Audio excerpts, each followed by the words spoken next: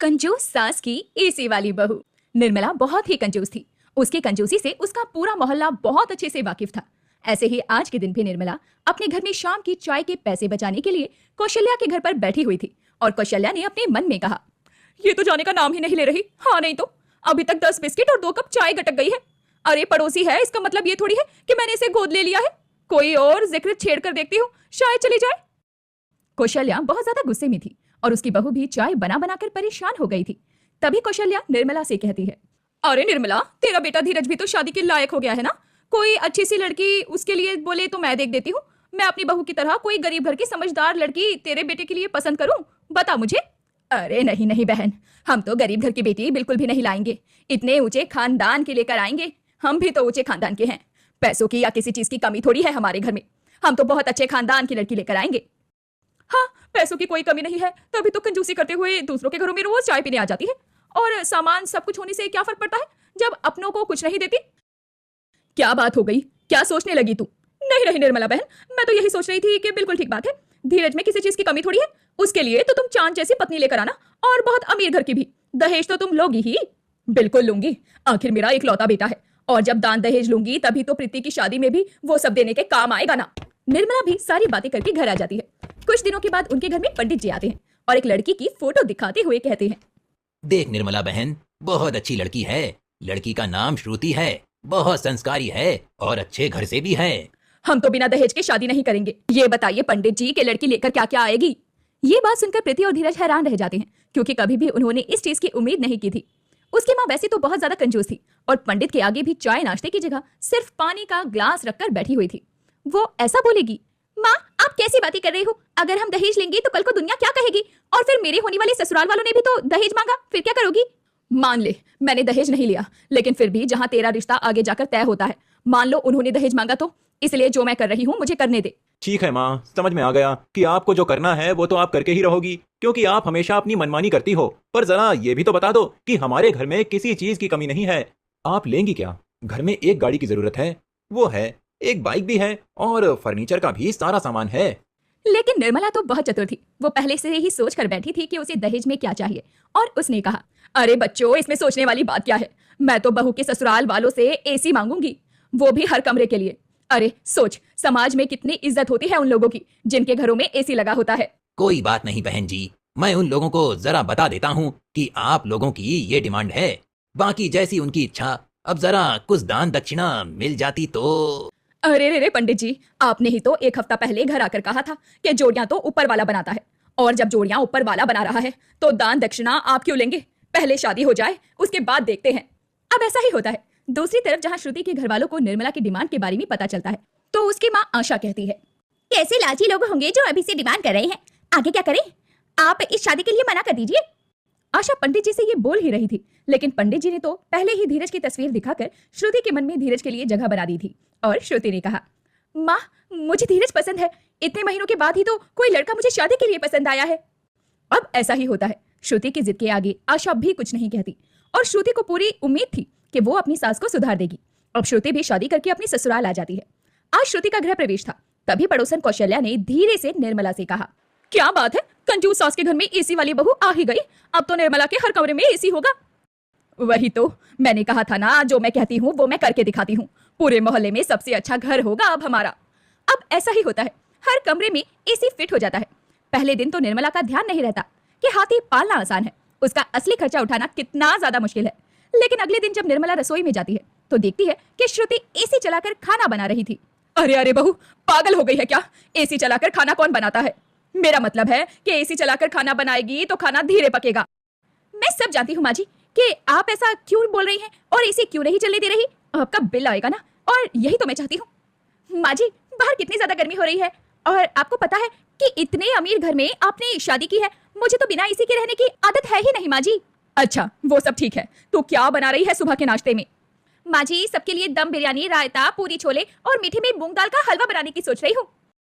हे भगवान, ये लड़की तो आज ही मुझे सड़क पर ला कर मानेगी। नहीं नहीं बहू, एक काम कर, मीठे में मूंग दाल का हलवा बनाने की क्या जरूरत है? सूजी का हलवा बना ले। और पूरी बनाने की क्या जरूरत है? कुछ दिन तो सभी ने शादी वाले घर में तेल वाला खाना ही खाया है, कुछ और बना ले। तू एक काम कर, सब लोगों के लिए खिचड़ी और सूजी का हलवा बना ले। माँ जी, क्या आप सच बोल रही हो? खिचड़ी और हलवा सब खा लेंगे ना? अब जो बोला है वो बना ले, ज्यादा बहस करने की जरूरत नहीं है। निर्मला ये बोलकर चली जाती है, लेकिन श्रुति भी अपने आप में ही कमाल थी। वो फिर से रसोई का एसी चला लेती है और खुद से कहती है, माँ जी को भी मैं बताऊंगी कि घर के अंदर शेर को सवा शेर मिला है, और फिर उन्हें समझ में आएगा कि वो मुझे कमजोर या बेवकूफ समझकर कितनी बड़ी गलती कर रही हैं। अब ऐसा ही होता है। श्रुति सभी लोगों के लिए पहले रसोई का खाना परोसती है और हॉल का एसी चला देती है। निर्मला का दिल जोर जोर से धड़कने लगता है। निर्मला जैसे ही रिमोट से एसी बंद करने लगती है, तभी उसकी बेटी प्रीति कहती है, माँ अब जब भाभी के मायके वालों से बोलकर ये एसी लगवाया है तो इसे चलने दो ना, थोड़ी देर में वैसे भी मैं तो कॉलेज निकल जाऊंगी। हाँ हाँ ठीक है, जो तू इतनी जिद कर रही है तो कमरा ठंडा होने तक एसी को चलने दे, लेकिन उसके बाद में इसे बंद कर देना। अब श्रुति जैसे ही बर्तनों से ढक्कन हटाती है तो हर कोई हैरान रह जाता है, क्योंकि श्रुति ने खिचड़ी बनाई थी, लेकिन उसके अंदर बहुत सारा घी डाला हुआ था, जो कि खिचड़ी में अलग से तैर रहा था। निर्मला के दिल की धड़कनें तेजी से बढ़ने लगती है।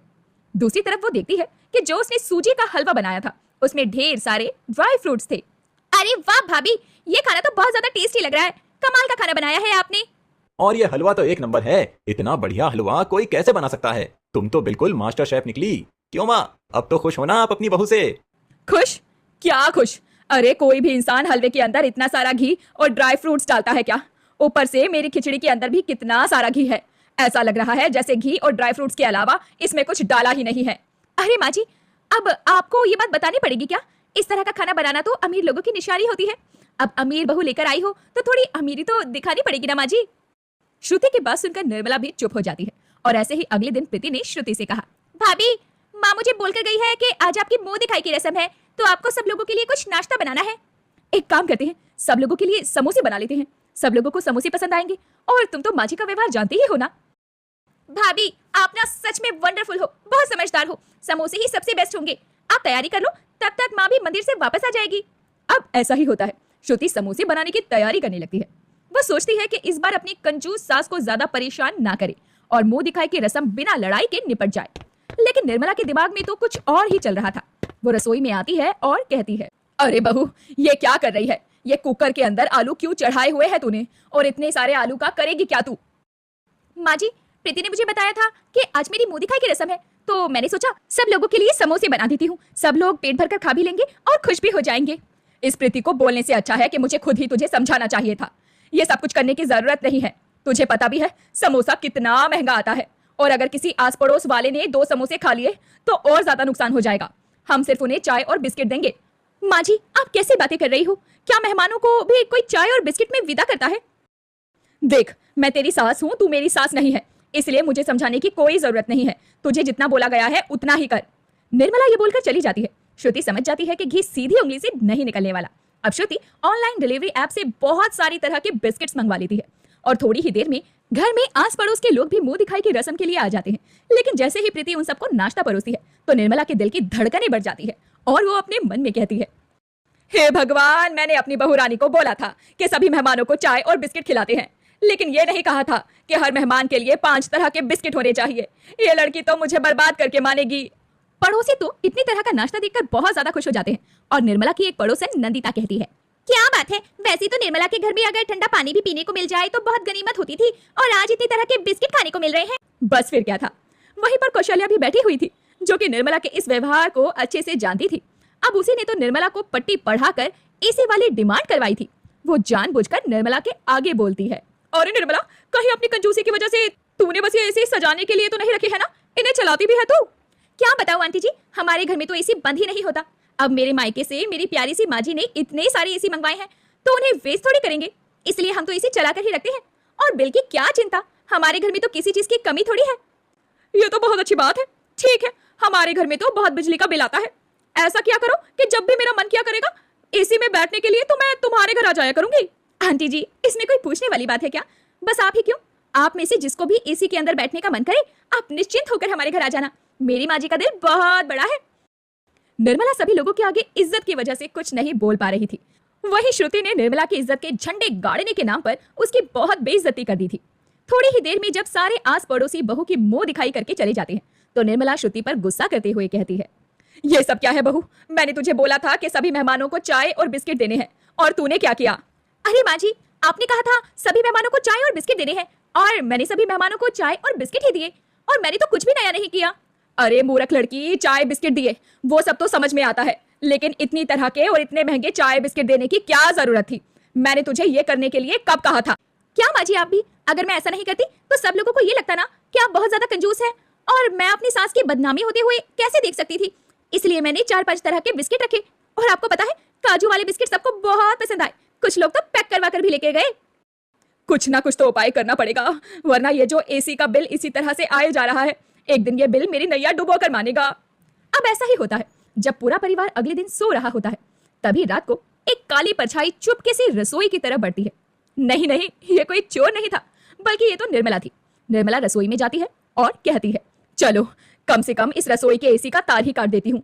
ना रसोई में एसी रहेगा, ना ही फालतू का बिल आएगा, वरना बहू तो 1 महीने के अंदर ही मेरी नैया डुबो देगी। अब ऐसा ही होता है, निर्मला एसी का तार काट देती है और खुशी खुशी वापस अपने कमरे में आकर सो जाती है। लेकिन वो इस बात से अनजान थी कि हर कोई कभी ना कभी गलती कर ही देता है। अगले दिन श्रुति जब सुबह सुबह रसोई में जाती है, तभी उसे रसोई में अपनी सास की पायल मिलती है और वो कहती है, अरे ये सब कुछ क्या हो रहा है? माँ जी तो मुझसे पहले सोने के लिए चली गई थी, और अभी जब मैं माँ जी के कमरे से निकल कर आई हूँ तो माँ जी तो उठी नहीं है। फिर रसोई में माँ जी की पायल क्या कर रही है? पानी की बोतल भी वो अपने कमरे में लेकर सोती है, और 8 बजे के बाद वो तो कुछ खाती पीती भी नहीं है।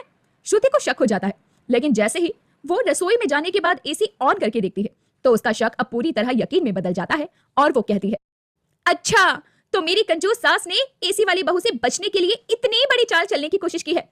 उन्होंने एसी का तार काट दिया। कोई बात नहीं, ये भी नहले पर दहलाना पड़ा तब बताऊंगी।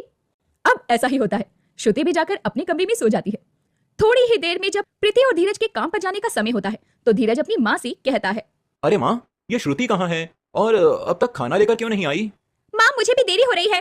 तभी श्रुति बाहर से खाना ऑर्डर करके मंगवाती है, सब लोगों को परोस देती है। ये खाना देखकर निर्मला हैरान हो जाती है और बोलती है, ये सब क्या है बहू? आखिर तूने ये बाहर से खाना क्यों मंगवाया है? तूने खाना खुद क्यों नहीं बनाया? माँ जी, आप तो जानते हो ना कि मुझे एसी की आदत है। अब मैं बिना एसी के काम कैसे कर सकती हूँ, इसलिए मैंने खाना बाहर से मंगवा लिया। पता नहीं कैसे रात को एसी खराब हो गया। ऐसा कैसे हो सकता है? ये एसी इतनी जल्दी खराब कैसे हो सकता है? भाभी, अभी तो ये एसी वारंटी में होगा ना, ठीक हो जाएगा।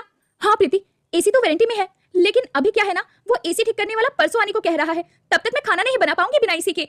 श्रुति ये बोलकर प्रीति को आंख मारती है और प्रीति भी सब समझ जाती है और कहती है, हाँ माँ, खाना तो मैं भी नहीं बना पाऊंगी, मेरे ऑफिस में भी तो बहुत काम रहता है ना, अब तो माँ को ही सब कुछ संभालना पड़ेगा।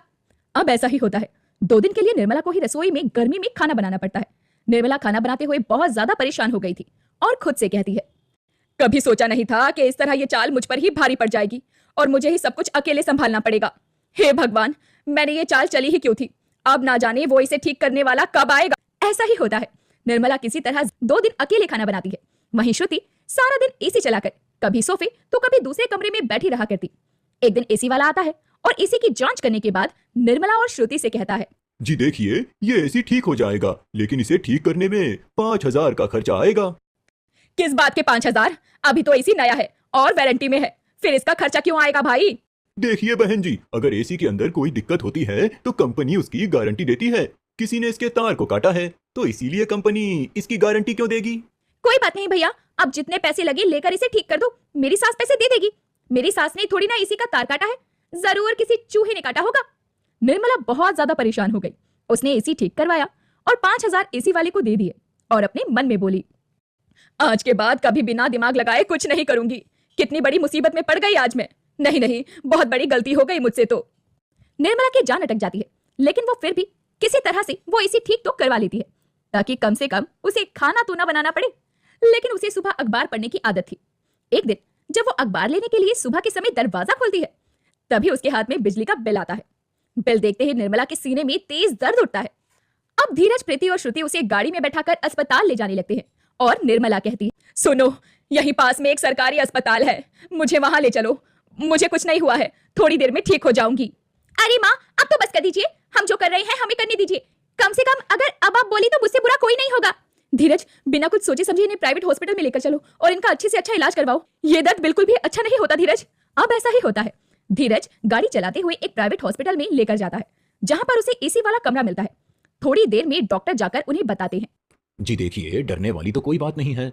दरअसल ये आजकल कुछ ज्यादा ही स्ट्रेस ले रही थी, जिसकी वजह से इन्हें ये छोटा सा दर्द उठा है। लेकिन इन्हें स्ट्रेस से दूर रखिए, वैसे ऐसा भी क्या देख लिया आपने जो आपके दिल में दर्द हो गया? क्या बताऊं डॉक्टर साहब, घर का बिजली का बिल 30,000 का आया है। कुछ पैसे और मिलाकर तो प्रीति के लिए नई स्कूटी निकाल लेते। बस जैसे ही वो बिल देखा तो दिल की धड़कन इतनी तेजी से दौड़ने लगी जैसे 100 घोड़े एक साथ दौड़ रहे हों। माँ जी देखा, आपकी कंजूसी आप पर भारी पड़ गई ना। और अब देखिए, आप प्राइवेट एसी वाले अस्पताल में लेटी हुई हैं और जब आप यहाँ से जाएंगी तब भी आपका बिल लाखों में आएगा। हे भगवान, मैंने तो बहुत बड़ी गलती कर दी कंजूसी करके। मुझे कंजूसी करनी ही नहीं चाहिए थी। ना ही मैं कंजूसी करती और ना ही ये सब कुछ मेरे साथ होता। अरे क्या कर दिया मैंने। माँ, कम से कम अब तो अपने आप को चेंज कर लो। कम से कम इतनी उम्मीद करो कि जब आप यहाँ से जाओगी तो बिल्कुल चेंज हो जाओगी। मुझे माफ कर दो बहू, मैंने तेरे से दहेज मांगकर बहुत बड़ी गलती कर दी। मैं खुद एक बेटी की माँ हूँ, मुझे ऐसी हरकत नहीं करनी चाहिए थी। मैं वादा करती हूँ, ना आज के बाद मैं कभी कंजूसी करूंगी और ना ही कभी लालच। माँ जी, मैंने आपको माफ कर दिया। मैं बहुत ज्यादा खुश हूँ कि कम से कम आपको आपकी गलती का एहसास तो हो गया। मेरे लिए इससे बड़ी बात कोई नहीं हो सकती। जब अब मैं सुधर ही गई हूँ तो कम से कम मुझे यहाँ से ले जाकर किसी सरकारी अस्पताल में भर्ती करवा दो। यहाँ का बिल बहुत ज्यादा आएगा। निर्मला की बात सुनकर सब हंस पड़ते हैं, क्योंकि कंजूसी तो शायद उसकी फितरत में जो थी, जो कि सुधर नहीं सकती थी।